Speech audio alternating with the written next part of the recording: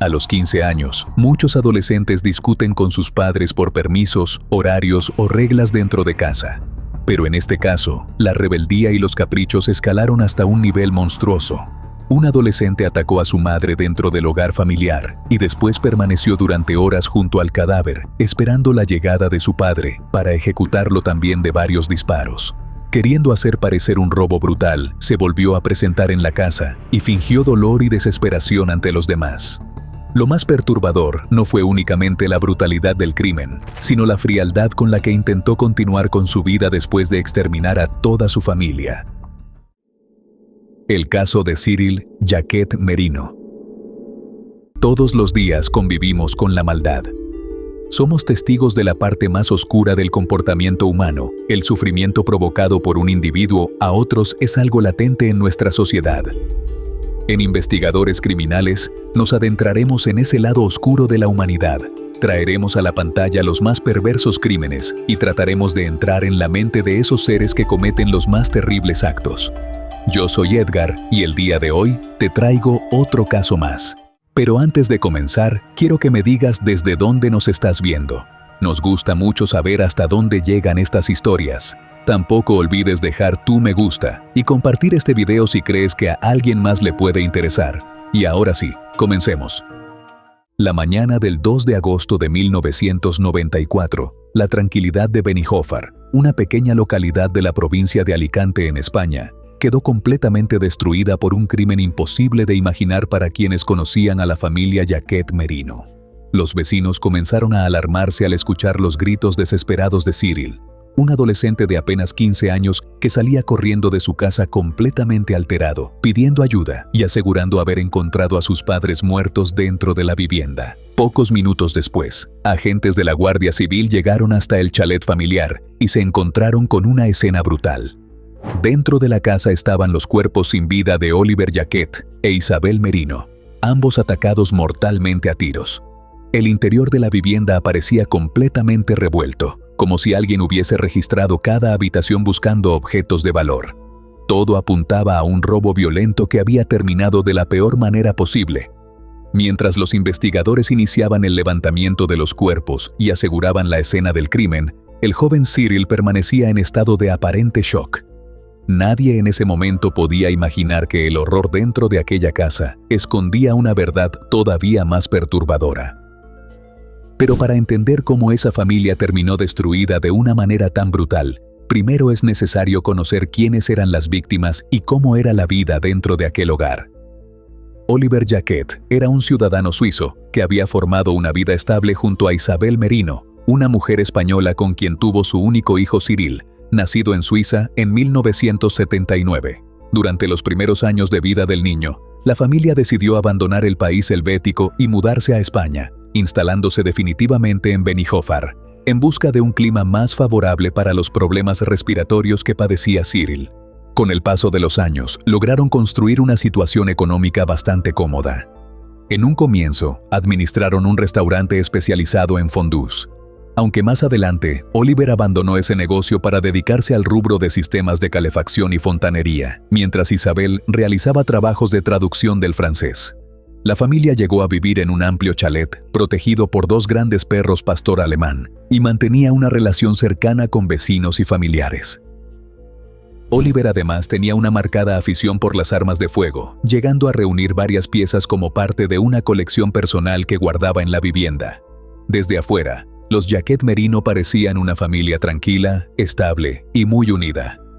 Aunque Cyril creció rodeado de comodidades y afecto, con el tiempo comenzó a desarrollar un carácter difícil que terminó convirtiéndose en un problema constante para sus padres. Era descrito por quienes lo conocían como un adolescente rebelde, desafiante y acostumbrado a conseguir prácticamente todo lo que quería. Tenía una personalidad fuerte, una apariencia llamativa y proyectaba una imagen de muchacho problemático que contrastaba con la estabilidad de su hogar. En la escuela no destacaba precisamente por su disciplina y, a medida que fue creciendo, comenzaron las discusiones familiares relacionadas con horarios, salidas nocturnas y límites impuestos por sus padres. Sin embargo, quienes conocían a la familia nunca hablaron de un ambiente particularmente violento ni de conflictos extremos dentro de la casa. De hecho, padre e hijo compartían algunas aficiones. especialmente las motos y las prácticas de trial durante los fines de semana. A ojos de los vecinos, Cyril era simplemente un adolescente complicado, quizá demasiado consentido, pero muy lejos de parecer alguien capaz de protagonizar una tragedia. Sin embargo, el 1 de agosto de 1994, después de una discusión aparentemente rutinaria dentro del hogar, algo cambió de manera definitiva. Ese lunes de agosto comenzó como un día completamente normal para la familia. Sin embargo, durante la mañana se produjo una nueva discusión entre Cyril y sus padres. El motivo estaba relacionado con los constantes enfrentamientos por las salidas, horarios y límites que Oliver e Isabel intentaban imponerle a su hijo de 15 años. Para cualquier familia aquello podía parecer una pelea doméstica más, una de tantas discusiones habituales entre padres e hijos, pero en el caso de Cyril, el resentimiento acumulado parecía haber alcanzado un punto crítico. Después del altercado, Oliver e Isabel salieron de la vivienda para continuar con sus actividades laborales habituales, mientras el joven permaneció solo dentro de la casa. Horas más tarde, cerca del mediodía, Isabel regresó al chalet sin imaginar que dentro la esperaba la muerte. Apenas entró a la vivienda y comenzó a subir las escaleras. Recibió 2 disparos en el cuello que la hicieron desplomarse de inmediato. Su cuerpo cayó sobre los escalones y, aún así, el atacante se acercó para rematarla con un disparo final en la cabeza. La violencia del crimen dejaba claro que no se trataba de un simple impulso momentáneo. Después del ataque, el responsable permaneció dentro de la casa durante varias horas esperando el regreso de Oliver. Durante aproximadamente 4 horas, la vivienda permaneció en silencio con el cuerpo de Isabel tendido en las escaleras.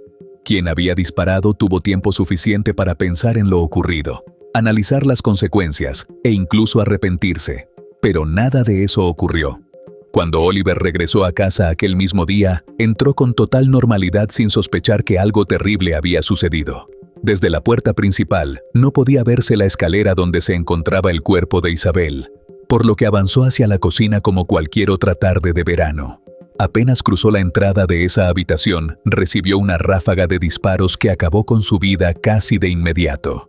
En total fueron 7 tiros, incluyendo un disparo final en la cabeza. El arma utilizada era una pistola semiautomática calibre 7.65, perteneciente a la colección personal de Oliver. Después de cometer ambos crímenes, comenzó una segunda etapa del plan: hacer creer que todo había sido consecuencia de un robo violento.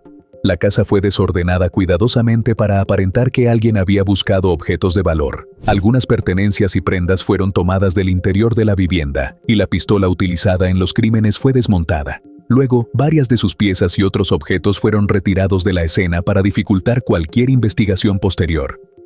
Después de alterar la escena del crimen, Cyril abandonó la vivienda en bicicleta y comenzó a deshacerse de distintos objetos relacionados con los ataques.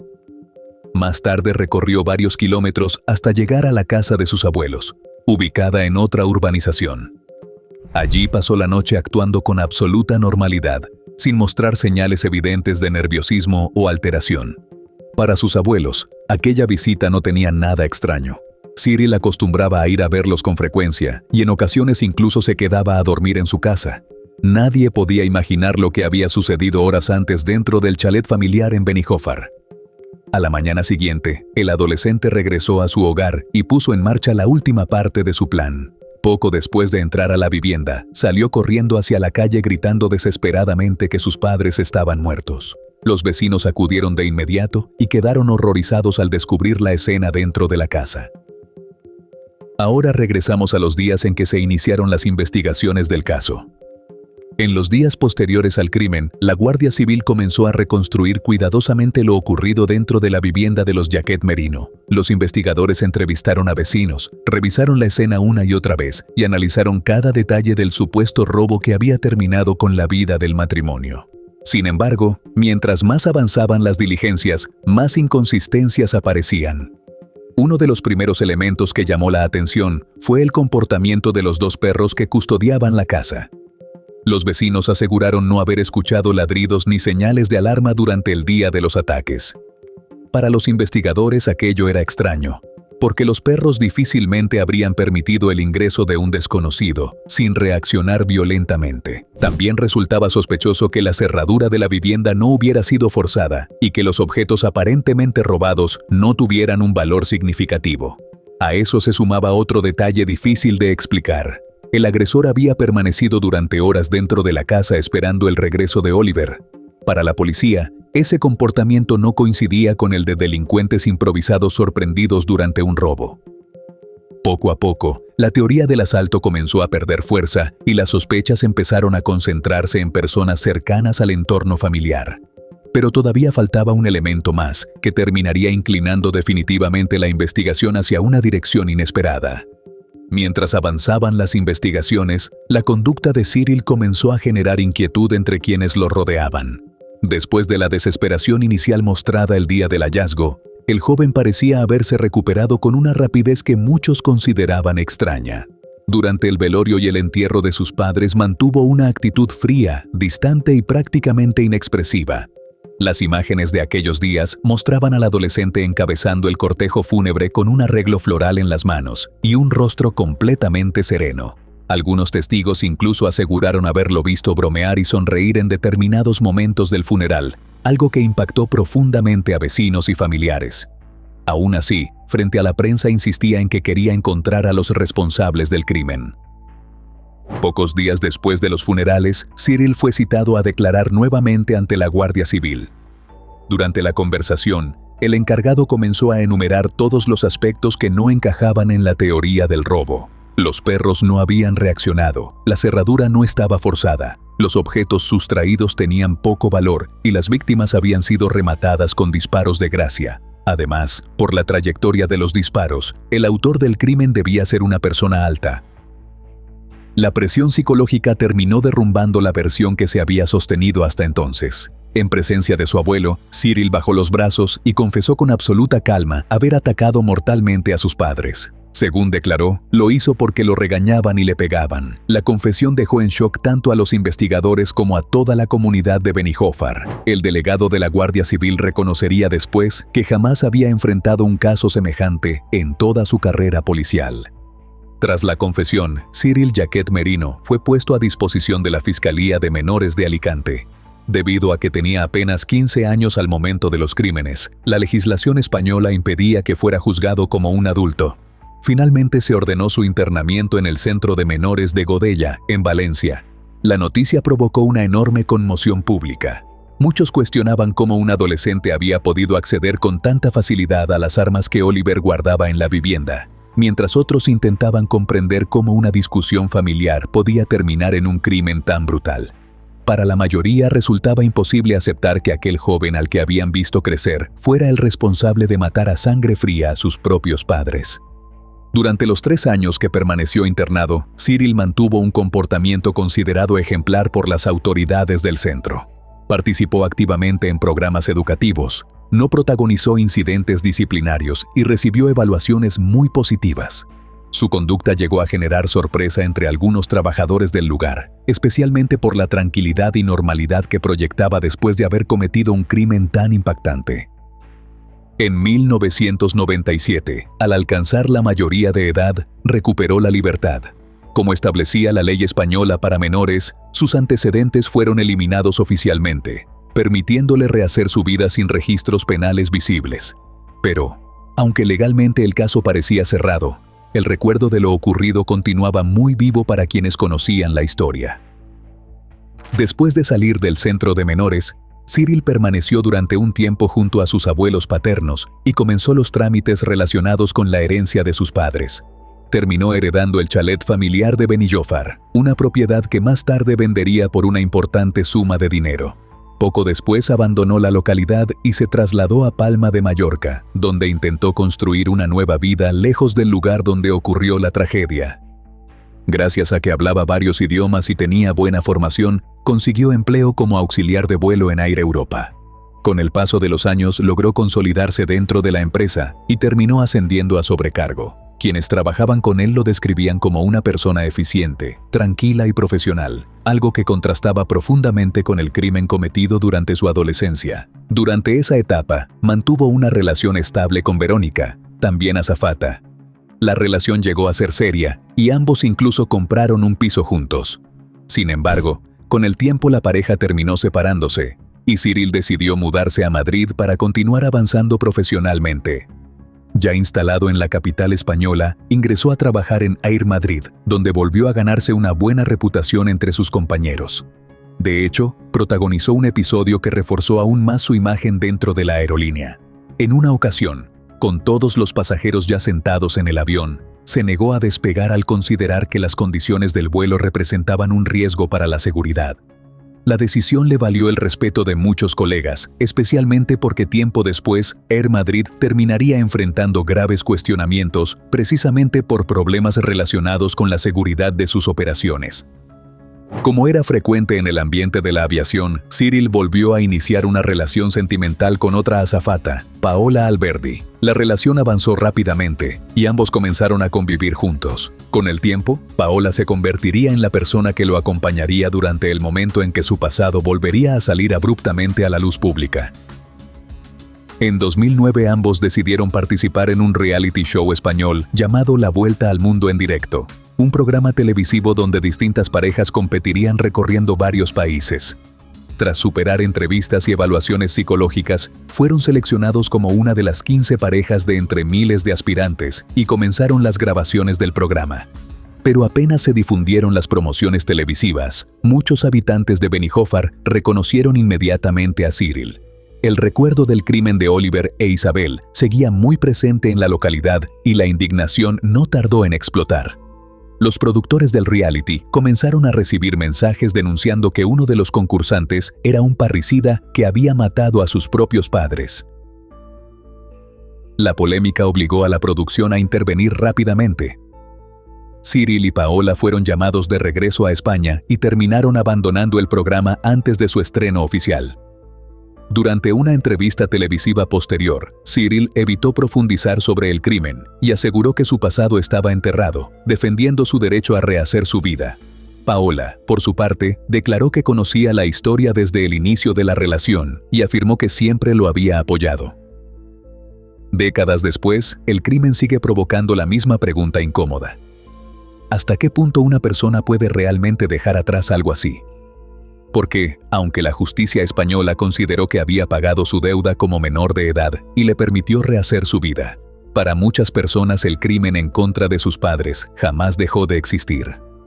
El tiempo pasó, las condenas terminaron, los expedientes fueron eliminados, y la rutina volvió a construirse alrededor suyo, pero la imagen de aquel adolescente fingiendo desesperación frente a los cuerpos de sus padres continúa siendo imposible de borrar. Tal vez por eso el caso sigue generando divisiones incluso hoy. Algunos creen que nadie debería quedar condenado para siempre por un crimen cometido durante la adolescencia, especialmente después de décadas sin reincidir. Otros, en cambio, consideran imposible separar al adulto aparentemente normal del joven que ejecutó a sangre fría a las dos personas que más confiaban en él. Y quizá esa sea la parte más inquietante de toda esta historia, aceptar que detrás de una vida aparentemente común todavía puede esconderse uno de los crímenes familiares más perturbadores ocurridos en España. ¿Crees que alguien que mató a sus propios padres puede realmente cambiar por completo? ¿O hay crímenes que deberían perseguir a una persona para siempre? ¿Y si nunca hubiese aparecido en televisión años después? ¿Habrías pensado que un parricida podía vivir durante décadas aparentando una vida totalmente normal? Cuéntame qué opinas en los comentarios. Y bueno, querida audiencia, hasta aquí una investigación más. ¿Qué opinan del caso de hoy? Nos gustaría mucho leer sus comentarios ya que su opinión sobre los casos es muy importante para nosotros. Recuerden siempre hacerlo con el máximo respeto posible, tanto para la víctima como para los demás espectadores y nosotros que los estaremos leyendo. Antes de irte, deja tu me gusta y suscríbete si aún no lo estás. Tampoco te olvides de compartir este video si crees que a alguien que conoces le puede interesar. Nos vemos hasta otra investigación criminal. Adiós.